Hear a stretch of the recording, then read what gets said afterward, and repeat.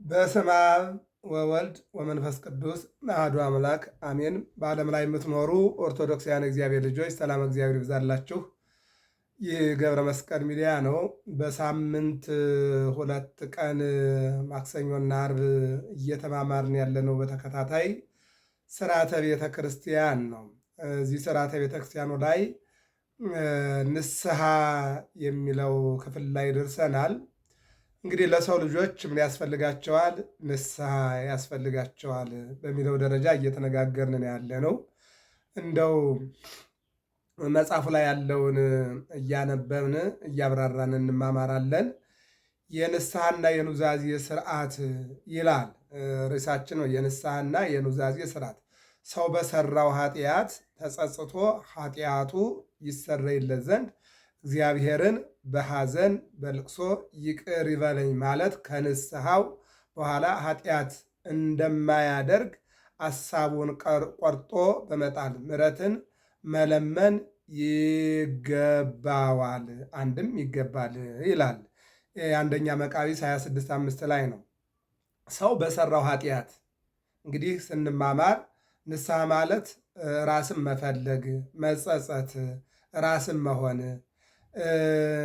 የበደለውን ነገር ፈልጎ ማግኘት፣ የተላለፈውን ነገር ፈልጎ ማግኘት፣ የሻረው ሕግ ምንድን ነው? የጣሰው ትእዛዝ ምንድን ነው? እንደገና ደግሞ የስጋ ፍላጎት አሸንፎ የነፍስ ፍላጎት ተሸንፋ ምንድን ነው ያለሁበት? ምን ላይ ነው ያለሁት? ሃይማኖቴ ላይ ነው ወይ? ህይወቴ ላይ ነው?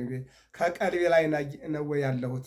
ጾም አለው ወይ? ጸለይ አለው ወይ? ፍቅርና ይቅርታ እኔ ላይ አሉ ወይ? ወይስ ደግሞ ሰው ስለሆንኩኝ ያጠፋሁት ምንድን ነው ብሎ ቆም ብሎ ማሰብ። ስለዚህ ሰው በሰራው ኃጢአት ተጸጽቶ መጸጸት እኮ ነው እኮ መጸጸት መመለስ የሚለውን ያመለክታል። እና ሰው በሰራው ኃጢአት ተጸጽቶ ኃጢአቱ ይሰረይለት ዘንድ እግዚአብሔርን በሐዘን በልቅሶ ይቅር በለኝ ማለት በሐዘን በልቅሶ ይህንን ከዳዊት ተምረነዋል አይደለ? ዳዊት በጣም ነው ሁልጊዜ ልናነሳው ይገባል። ወበአንብዕ አራስኩ ምስካቤ ዓይኔ አበጠ እንባዬ ወረደ ወደ ደም ተቀየረ፣ ከእንባዬ ብዛት የተነሳ ምኝታዬ ረሰረሰ። እንደገና የኃጢአቴ ብዛትና መተላለፌ በወንድሞች ዘንድ አሮጌ ያደረገኝ ምንድን ነው? እንድናቅና በጓደኞች እንዲያገሉኝ በማህበረሰብ እንድገለል አደረገኝ ብሎ ለካም ኃጢአተኛ ሰው ከማህበረሰብ እንደሚገለልና ማህበረሰብ እንደሚያገለው፣ ይህ ነፍሰ ገዳይ ነው፣ ይህ ዘማዊ ነው፣ ይህ በዓል ሻሪ ነው፣ ይህ ሰው ተሳዳቢ ነው፣ ይህ እግዚአብሔርን የማይፈራ ሰው ነው፣ ሰዎች እያሉ ያገላሉ የሚለውን ነገር ነው የሚያመለክተው ማለት ነው። ስለዚህ ንስሐ ማለት አንደኛ ስላለፈው ነገር መጸጸት፣ ስላደረግነው ነገር መጸጸት፣ ስለተላለፍነው ነገር መጸጸት፣ እንደገና ደግሞ ለተናገርነው ነገር ንስሐ መግባት፣ ከገባን በኋላ ደግሞ ያንን ነገር ላንደግም ምንድን ነው ቃለ መሐላ መውሰድ ነው። ይህን ነገር ትስራኝ፣ ትቅጣኝ፣ ትዝ ትበለኝ፣ አላደርግም፣ ያን ነገር አልመለከትም ይላል። ይሄ በዚህ በቅኔው ላይ በቃ ይህንን ነገር ውሻን ያነሳ ውሻ ነው፣ ወደ ጥፋቱ የሚመለሰው ውሻ ነው። የሰው ልጅ ግን አንድ ጊዜ በንስሐ ከታጠበ ከተመለሰ በኋላ ግን ወደዚያ አይመለስምና፣ ስለዚህ እነሆ ይህንን ኃጢአት እይደግምንከ ዳግም አልደግምም፣ አለቃ ወደዚህ አልመለስም ብሎ በዚህ በዘፍጥረት ምዕራፍ 19 ላይ ቅዱሳን መላእክት ቅዱስ ሚካኤልና ቅዱስ ገብርኤል ወደ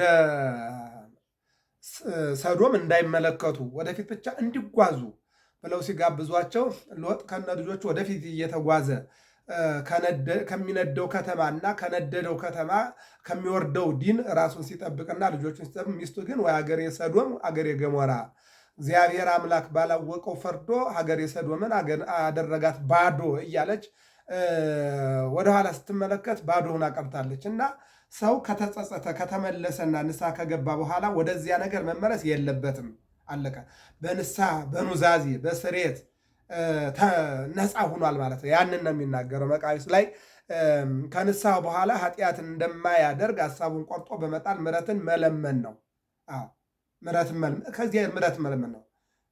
ሰአልም እኔ አይደለ ከእኔ ለምን ምን ምሕረትን መኖርን መጸጸትን አቅርብና ከኔ ለምን። ምንድን ምሕረት ከኔ ጋር ይቅርታ ከኔ ጋር አለ ለምን ነው የሚለው እግዚአብሔር።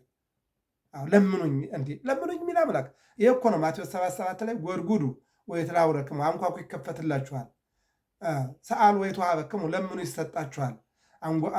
አንኳኩቶ ያልተከፈተለት ለምኑ ያልተሰጠው ማን አለ በእግዚአብሔር ዘንድ? እንዴ ሐናን ተመልከቷት፣ አንኳኳች ሊሰጣት። እንደገና ሐና መሳሙኤል ማለት ነው። እንደገና የእመቤታችን እናት ሐና ደግሞ የኢያቄም ባለቤት ኢያቄም አንኳኩ ሊሰጣቸው እግዚአብሔር። አብርሃም ሳራ አንኳኩ ሊሰጣቸው እግዚአብሔር። ራሄል ያዕቆብ አንኳኩ እግዚአብሔር ሊሰጣቸው። እንዴ ስለዚህ ማንኳኳት አንኳኩ እኮ ነው የሚለው እግዚአብሔር። አንኳኩ አንኳኩቶ ያልተከፈተለት ለምኑ ያልተሰጠው ማን አለ? እግዚአብሔር ነዋ። ወደ ሰው ስትሄድ ሁለት ልብ ይዘህ ትሄዳለህ። ወደ እግዚአብሔር ስትሄድ ግን አንድ ልብ ነው። ምን ማለት ነው? ወደ ሰው ስትሄድ ከሌ እኮ ብር ስጠኝ ብለው ሊሰጠኝም ላይሰጠኝም ይችላል፣ ሊኖረውም ላይኖረውም ይችላል ብለህ ነው የምትሄደው፣ ብለሽ ነው የምትሄጂው፣ ብላችሁ ነው የምትሄዱ። ወደ እግዚአብሔር ግን አለው ሰጭ ነው እግዚአብሔር። ስጦታ የባህሪው ነው፣ ሀብት የባህሪው ነው፣ ምሕረት የባህሪው ነው፣ ይቅርታ የባህሪው ነው። ስለዚህ ወደዚህ አምላክ ሄደን ይቅርታ ከጠየቅን ንስሐ ከገባን በኋላ በፈቃድ እግዚአብሔር በምክረ ካህን ያንን ነገር እግዚአብሔር ይፍታ ተብሎ ከተጠናቀቀ በኋላ እንደገና ወደዚህ ኃጢአት መመለስ የለብን። እንዳናድር እግዚአብሔር ይጠብቀን ነው።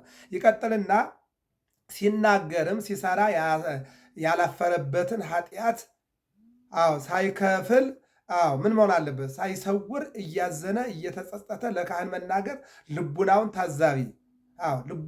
ታዛቢ ምስክር፣ አንደበቱን ደግሞ ከሳሽ እግዚአብሔር ዳኛ አድርጎ ራሱን መክሰስ ነው። ኃጢአቴ ነገርኩ አበሳይ ሀባይኩ። መዝሙር 31 ቁጥር 4 ላይ ኃጢአቴን ምንም ሳልደብቅ ሳልቀንስም ሳልጨምርም ተናገርኩኝ። ኃጢአቴን አልሰወርኩም፣ መበደሌን አልሰወርኩም፣ መተላለፌን አልሰወርኩም ይልና ሶስት ነገሮችን ያመጣል። እነዚህን ነገሮች እንመልከታቸው። ልቡናውን ታዛቢ። ለምን ብንቀንስም ብንጨምርም ልቡና ይታዘባል። ለምን? ማስቀመጫው ልቡና ነዋ። ለዚህ እኮ ነው እግዚአብሔር ልብህን ጠብቀህ ያዝ ይላል። የነፍስህን መውጫ እሱ ጋር ነው ያለው። የአደራ መጠበቂያም እሱ ጋር ነው ያለው። እግዚአብሔርን ማክበሪያ መሳሪያም ቤትም ልብ ነው። ስለዚህ ልበ ንጹሐ ፍጥር ሊተ ያለው ልበ አምላክ ዳዊት እኮ ልብ ስለሌለው አይደለም። ንጹሕ ልቦና ፍጠርልኝ ማለቱ ምንድን ነው? ልቡ በኃጢአት ቆሽሾ ስለነበረ ነው። ስለዚህ በንስሐ ጠብልኝ ማለቱ ነው። ሶሎሞንም ልብህን ጠብቅ ያለው ልብ የእግዚአብሔር ማደሪያ የእግዚአብሔር ማክበሪያ የታምሩኑ ከመታቦቱ አንትሙ ወማኅደሩ ለመንፈስ ቅዱስ የመንፈስ ቅዱስ ማደሪያ እንደሆናችሁ አታውቁምን የሚለው እኮ የእኛ እኮ ቤትነት ሰውነታችን ልባችን የእግዚአብሔር ማደሪያ ነው እኮ። ለዚህ እኮ ነው በመዋዕለ ስብከቱ ለሰማይ ወፎች ጎጆ አላቸው፣ ለምድር ቀበሮችም እነሆ ለምድርም ቀበሮች ጉድጓድ አለ። ለሰማይ ወፎች ጎጆ አላቸው፣ ለምድር ቀበሮች ጉድጓድ አላቸው። የሰው ልጅ ግን ራሱን የሚያስጠጋበት ቤት የለውም ማለት ምን ማለት ነው? የሰዎች ልቡና ኃጢአት ተሞልቶ አንድ ማድጋ አንድ በርሜል ውሃ ከተሞላ በኋላ ምን ይሆን ነው? አይጨምርም፣ ብታረጉበትም ይፈሳል። ስለዚህ የሰው ልጆች ልባቸውን በኃጢአት ሞልተው ዘግተውበታል። ስለዚህ ምንድነው ማደሪያ የለኝም ማለቱ ነው፣ ማረፊያ የለኝም። ለዚህ እኮ ነው በዚህ በማቴዎስ ወንጌል ምዕራፍ 21 ላይ ወደ በለስ ተመለከተ ፍሬ ያላት ብሎ ሲጠጋ ቅጠል ብቻ ነበረችና ፍሬ አልነበራትም። ለዘላለም ፍሬ አይገኝብሽ ብሎ አላት። በለስ ዘይቤ ቤተ እስራኤል እሙንቱ፣ በለስ የተባሉ እስራኤል ናቸው። ልምላሜያቸው፣ ቅጠላቸው፣ ብዛታቸው ታይተው ወይም አይቷቸው ወደ እነሱ ጠጋ ሲል ግን የሃይማኖት የምግባር የፍቅር የይቅርታ ሕይወት አልነበራቸውም፣ ፍሬ አልነበራቸውም። ረገሙ ማለት እኮ ነው። ለዚህ እኮ ነው እስራኤል ዛሬ በየቀኑ የጦርነት ቀጠና የሆናቸው የእርግማን ስላለ ነው። ስራ፣ ምግባር፣ ጾም፣ ጸሎት፣ ይቅርታ፣ ፍቅር፣ ደግነት፣ በጎነት ስላልነበራቸው ቅጠል ብቻ ዛላ ብቻ ሆነው ተገኙ። ለዘላለም ቅጠል ያገኝባቸው አላቸው። ለዚህ ነው ዛሬ የጦርነት ቀጠና በሌላ መልኩ አሌለክ ኢየሩሳሌም እንተ ትቀትልዮም ለነቢያት ወትግርዮም ለሐዋርያት የሚመጠን ዘተከወም ደመ አቤል ጻድቅ እስከ ደመ ዘካርያስ ወልደ በራክዩ። ኢየሩሳሌም ሆይ ወዮልሽ፣ ከአቤል ጀምሮ እስከ ዘካርያስ ድረስ የአለቁ ነፍሳት ይልቁንም ደግሞ የፈሰሰው ደም ዋጋ በአንቺ ላይ ይከፈላል ተብሏልና እኒህ ነገሮች ናቸው ዋጋ እያስከፈሏት ያሉ ኢየሩሳሌምን። ስለዚህ በእውነት በዓለም ላይ ያላችሁ ኦርቶዶክሳውያን የእግዚአብሔር ልጆች ንስሐን ስንሰራው ነው እንጂ ስንናገረው ሊከብደን አይገባንም። ይህንን ነው የሚለው። ምንድን ነው የሚለው? ሲናገርም ሲሰራ ያላፈረበትን ኃጢአት ሳይከፍል ሳይሰውር እያዘነ እየተጸጸተ ለካህን መናገር አለበት ካለ በኋላ ልቡናውን ታዛቢ አጨምር ትለዋለች ልብ። ምክንያቱም የተቀመጠ ልብ ላይ ስለሆነ ልቡናውን ታዛቢ ምስክር አድርጎ ልብ ምስክር ነው። በቃ የተቀመጠበት እሱ ነዋ። ኃጢአት ተነባብሮ ያለ እሱ ጋር ነዋ። ምንድነው ጎተራው እሱ ነዋ። ማዳበሪያው እሱ ነዋ። ልብ ነው ይህንን ተሸክሞ ያዘው። ስለዚህ ልቡናውን ታዛቢ ምስክር፣ አንደበቱን ደግሞ ከሳሽ። አያችሁ፣ ለካህን ስንናገር ለእግዚአብሔር አጥፍቻለሁ፣ በድያለሁ፣ ይቅር ንስሐ ስጡኝ ስንል ምንድነው? አፍ ከሳሽ ነው። ልብ ደግሞ ምስክር ነው፣ ታዛቢ ነው ማለት ነው። አያችሁ፣ ታዛቢ ነው። ይቀጥልና ደግሞ እግዚአብሔር ዳኛ ነው። አያችሁ፣ ለካህን ስንነግረው ዳኛው እግዚአብሔር ነው። ካህኑ ያለውን ስራ ተቀሞና ነው የሚናገረው የሚሰጠው ማለት ነው። ዳኛው ፈራጅ ግን እውነተኛ ፈራጅ እግዚአብሔር ነው። ባይል ዘይሌቅህዎ የማያበድሩት ባለጸጋ እግዚእ ዘይግዕዝዎ የማይሾሙት ዳኛ ሀብታም ዘላለማዊ ንጉሥ የማይሰጡት ሀብታም የማይሾሙት ንጉሥ ዳኛ የማያዳላ እስመ እግዚአብሔር አምላክ ማእምር ውእቱ አለች አንደኛ ሳሙኤል ምዕራፍ 2 ላይ ሐና። እግዚአብሔር ዳኛ ነው። እግዚአብሔር አዋቂ ነው። እግዚአብሔር ፈራጅ ነው። እግዚአብሔርን የሚመስል የለም። ወአልቦ ዘይመስሎ እግዚአብሔርን የሚመስል የለም። በፈራጅነቱ በይቅርታው በቸርነቱ እግዚአብሔርን የሚመስል የለም። ይህን ነው የሚናገረው ማለት። ስለዚህ እዚህ ላይ ምንድነው ልንጠነቀቅ ያስፈልጋል። ላለመቀነስ፣ ላለመጨመርም፣ ላለመሸወድም፣ ላለመደበቅም መሞከር በክርስትና ውስጥ ትልቅ ነገር ነው። ስንሰራው እንጂ ስንናገረው ሊከብደን አይገባም ነው። ሌላው በንስሐ እግዚአብሔርን መፍራትና ለቃሉ መታዘዝ ያስፈልጋል። ስለዚህ ሰው እግዚአብሔርን መፍራትና ለካህን ኃጢአቱን ነግሮ ስርየት መቀበል ይገባዋል ይላል። በንስሐ እግዚአብሔርን ምንድን ነው ሰሎሞን ቀዳሚሃ ለጥበብ ፈሪሃ እግዚአብሔር ምክርስተና የተለኩሉ ዘይገብራ የጥበብ መጀመሪያም እግዚአብሔርን መፍራት ነው አለ። አባቱ ዳዊትም የጥበብ መጀመሪያ እግዚአብሔርን መፍራት ነው አለ። በቃ ትልቁ የጥበብ መጀመሪያ ነጋዴ ልትሆን ትችላለህ፣ ሀብታም ልትሆን ትችላለህ፣ ባለጸጋ ልትሆን ትችላለህ፣ ባለስልጣን ልትሆን ትችላለህ፣ ምሁር ልትሆን ትችላለህ፣ ተናጋሪ ልትሆን ትችላለህ፣ ጠበኛ እውቀት አዋቂ ልትሆን ትችላለህ። እነዚህ ሁሉ ግን ምን ሆናል? በንስሐ እግዚአብሔርን መፍራት ያስፈልጋል። ይህን ያስፈልጋል። ለቃሉ መታዘዝ፣ ለእግዚአብሔር ቃል መታዘዝ። የሚያዘን አሁን ወንጌል ሲነበብ ምንድን ነው? ቃሉ ነው የሚያዘን፣ ካህኑ አይደለም፣ መምህሩ አይደለም። ለቃሉ ነው ለሚነበበውና ለምንማረው ቃል ነው መታዘዝ። ተናጋሪውም አዳማጩም አንድ ነው፣ የእግዚአብሔር ተገዥ ነው፣ አስተማሪ እግዚአብሔር ነው ማለት ነው። ለቃሉ መታዘዝ ያስፈልጋል። ሰው እግዚአብሔርን መፍራትና ለካህን ኃጢአቱን ነግሮ ስርየት መቀበል አለበት። አለቀ። የምንለብሳቸው ልብሶች ሰዓት እየጠበቁ እንደሚታጠቡና ነፃ እንደሚሆኑ የእኛ ሰውነትም እንደዚያ መሆን አለበት። ከኃጢአት መራቅ አለበት። የበደለ ሁሉ በቃለ ካህን የኃጢአቱን ስርየት ያገኛል። ምክንያቱም እግዚአብሔር ማንኛይቱም ወገን ብትበድል ካህን ኃጢአቷን ያስተስርይላት።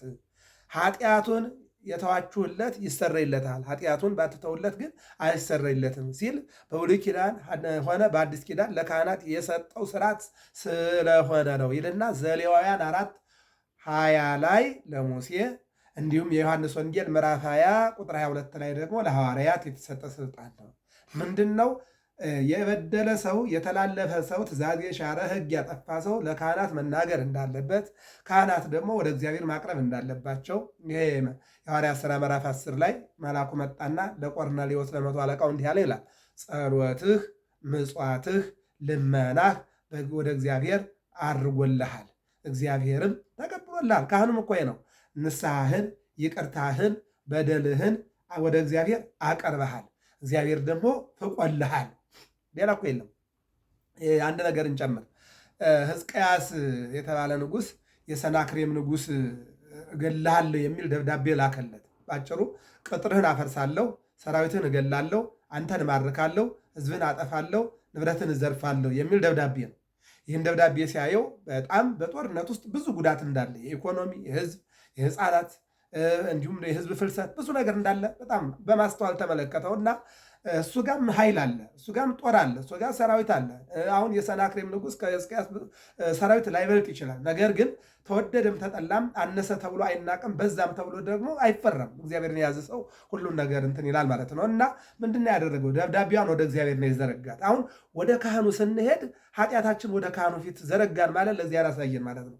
ደብዳቤውን አምላክ ወይ ለዚህ ደብዳቤ መልሱ ያለ ከአንተ ጋር ነው ከኔ ጋር አይደለም፣ መልሱን ስጥ ብሎ ለእግዚአብሔር ሲሰጠው፣ አዎ በመንፈቀ ሌሊት ሰናክሬም በእብሪት ወደ ኢየሩሳሌም ሲገባ የእግዚአብሔር መልአክ ቅዱስ ሚካኤል ወረደና 185 ሰራዊት ድል አድርጎ አዎ አስወግዶ ሰናክሬም ሰራዊቱን ጨርሶ አሳልቆ ወደ ሀገሩ ሲመለስ ወደ ልጆቹ ሶርሶርና ራማሌክ የሚባሉ ልጆች አሉ። ወደ ሶርያ ሲገባ ያን ሁሉ ሰራዊት አስገድለህ ያለ ሰራዊት ንጉሥ ያለ ህዝብ መንግስት እንዴት ሊሆን ይችላል ብለው በእህል ሙቀጫ በዘነዘና አባታቸውን ቅንጭላትም ብለው ገለውታል ማለት ነው። አያችሁ፣ አሁን ያን ሁሉ ያመጣው ምንድን ነው? ሕዝቅያስ ወደ እግዚአብሔር የዘረጋት የይቅርታ ደብዳቤ፣ የንስሐ ደብዳቤ፣ ይቅር በለኝ የሚል ደብዳቤ ራስን ለእግዚአብሔር ግልጥ አድርጎ ማሳየቱና ኃይሌም ብርታቴም አንተ ነህ ማለቱ ነው። ስለዚህ ስንኖር ኃጢአታችን ለእግዚአብሔር ስንናገር በዚህ አይነት መልኩ ማቅረብ ነው ማለት ነው። ይህን አድርገን እንድናቀርብ የእግዚአብሔር አምላካችን መልካም ፈቃድ ይሆንልን። የንስሐና የኑዛዜ ስርየት፣ ንስሐ ማለት መጸጸት፣ ራስ መፈለግ፣ ወደ ካህን ሄዶ ኃጢአትን መናገር ነው። ኑዛዜ ማለት ደግሞ ያንን መናገር ነው፣ ሳይቀንሱም ሳይጨምሩ መናገር ነው። መጨረሻው ደግሞ እነሆ ፈጽም ያለ ብሎ ወደ ካህኑ መመለስ ነው። ካህኑ ኑዛዜ ይሰጣል። ይፍታ፣ ይድግ፣ ያንጽህ ወይ ቀድስ ጊዜ ነው አምላክነ ብሎ ኑዛዜ ማለት ይሄ ነው። ንስሐ ማለት መጸጸት፣ መመለስ፣ ለካህን መናገር ሲሆን በተነገረው ንስሐ የተሰጠውን ጨርሶ ሲመለስ ኑዛዜ ይቅር ይበል እግዚአብሔር የሚባለው እነዚህን ነውና የተማርነው። ገብረ መስቀል ሚዲያ ነው። ሰብስክራይብ ላይክና ሸር አድርጉ። ሚዲያውን አሳድጉ። ማክሰኞ ከ8 ሰዓት በኋላ፣ አርብ ከ8 ሰዓት በኋላ ይህን ትምህርት ጠብቁ። እግዚአብሔር አምላክ ከሁላችን ጋር ይሁን። ወስብሐት ለእግዚአብሔር።